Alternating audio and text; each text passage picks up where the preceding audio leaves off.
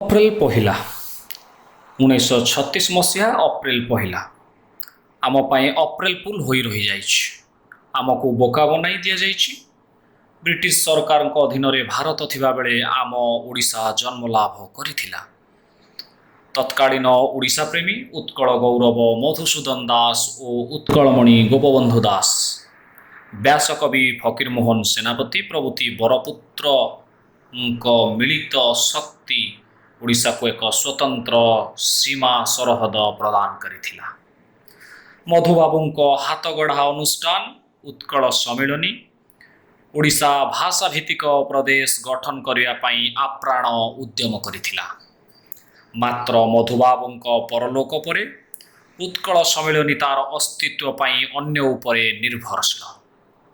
स्वाधीन भारत को 77 वर्ष अतिक्रम करिथिबा बेले स्वतंत्र ओडिशा को 88 वर्ष पूरिला। एथिरु आपण माने कोन बुझुछंती? आम ओडिशा स्वाधीन भारत ठारू 11 वर्ष बड़। 88 वर्ष तलर ओडिशा और 88 वर्ष ओडिशा भितरे आकाश पाताल फरक देखा मिली। 88 वर्ष तले आमको राजा राजुड़ा इच्छा बंचा पड़ूला। 88 वर्ष पर आमको राजनेता दयारे चलवा पड़ुछि। गणतंत्र खोलपा भितरे राजा राजुड़ा अमलर शासन परंपरा को आमे माने बरण करिछे।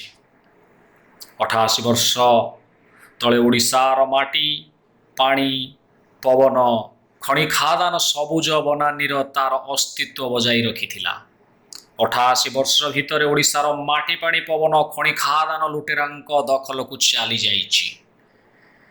88 वर्ष भितर ओडिशा और 4.5 कोटी ओडियांक ओडिशा होई रही नाही।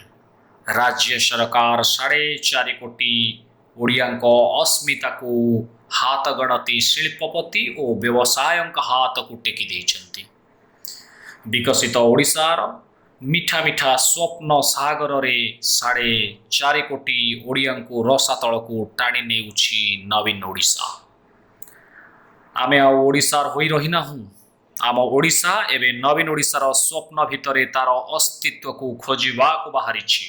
नारी सशक्तकरण नाम रे तामसा चलिछि। साक्षी न्यूज ब्यूरो रिपोर्ट।